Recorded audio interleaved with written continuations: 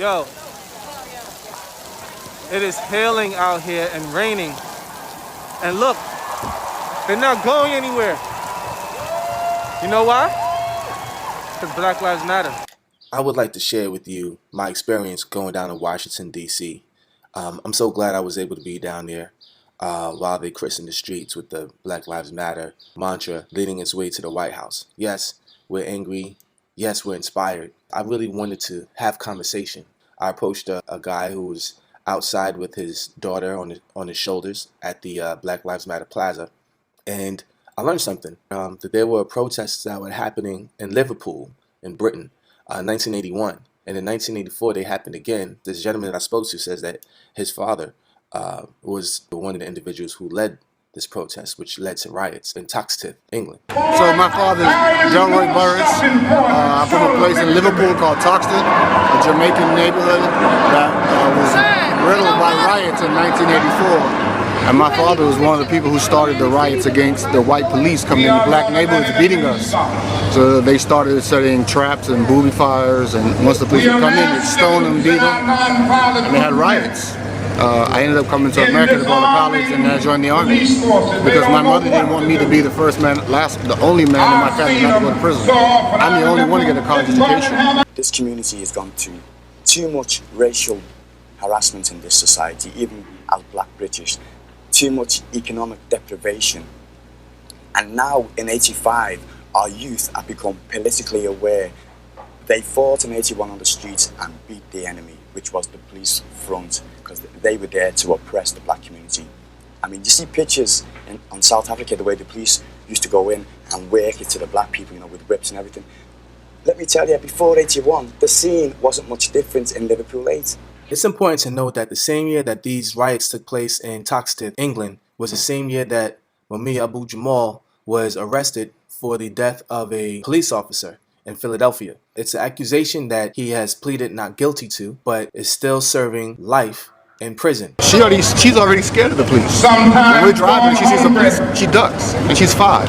So yes, we know that there's parallels of racism and injustice targeted toward black people around the world. I think it was powerful to see that the son of a revolutionary from England was 2 blocks away from the White House with his daughter sitting on his shoulders and exposing her to the revolution that was taking place here in the States. This is what you do. You let your kids experience the reality of life. You don't hide from it. I'm retired from the U.S. Army, and I'm an immigrant, and I can't believe this man is in office. And I want my little girl to see history and be a part of history and be a part of change, because it's her future. Tell them what you think about Donald Trump. With its public servant. I wish I had known more about the riots at the time, but I wanted to have respect for the fact that he wanted to share this moment with his daughter, and I didn't want to impose too much on their time. So I thank him for allowing me to share this conversation. How would you categorize fatherhood? The fatherhood as a black man has been stolen from the black man, theoretically. But the black man's always been there. They've locked us up, they put us in jail, but we've been fathers from behind jail from distance. Now black men are stepping to the forefront. This is my best friend. I set the standard, her boyfriend, her father figure. I set the standard for every man that comes behind me. So I'm no different than any other man being a father. I share life with her. I gave her life. How do you identify yourself in this country? I'm West Indian, but I'm a black man. I'm a human. And no matter how light or how dark, you're still a black man. Right now, we're standing on Black Lives Matter Plaza. What do you think about that? I'm glad Chocolate City is leading the way. We set the tone for the rest of the nation. Black Lives Matter in the nation's capital. My father used to say colonialism is the currency of the Americans, the Europeans, and the Dutch. So a lot of Americans unfortunately don't understand geography. So when you pull the British pound, the most powerful currency in the world, out of a third world country, poverty is soon to be stricken. And so that's when the mass migration to England with the Jamaicans and all the West Indians, because they had to follow the currency because they couldn't provide for their families. No different than what's going on here with gentrification. Very exact same thing. look at Chocolate City now. U Street ain't the U Street of the riots. And, We went you know, back in the old days when I first moved here, oh, you live on Southeast, other side of the river. Now white folks are dying to get in the East End costume. we were back you can't even get a row house for $1 million over there. We have been immersed. And the irony is Malcolm X, Malcolm X Avenue, Malcolm Luther King Drive, and Frederick Douglass are all over there. Frederick Douglass New Bridge.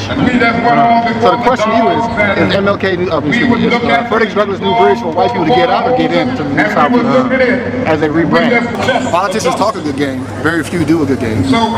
What Mayor Marion did today with Black Lives Matter Avenue and Black Lives leading to the White House, I salute her wholeheartedly. And I had to bring my little girl here to see that. If the protests in Toxteth, England has your attention, I urge you to check out on YouTube Safran. For now, I will leave with you a sample of this. The Granby Street area is different in many ways from other immigrant inner-city ghettos. Firstly, the black community has been settled here for several generations. What sometimes confuses outsiders even further is that many people here are of mixed race but always called black. Jali, madam, thank you. Whatever the colour, this seems to be a genuinely caring society with no internal racial tension. We just look upon ourselves as individuals, and living together. And I haven't found any difficulties whatsoever or any obstacles in my way.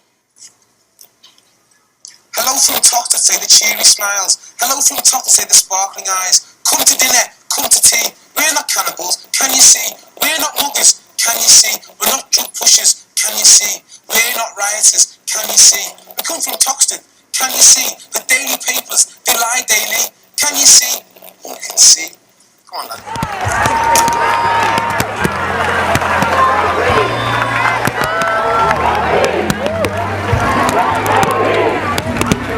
It's raining. Are you going anywhere? I'm not going anywhere. Why not? I'm not going anywhere. Until racism goes somewhere, I'm not going nowhere.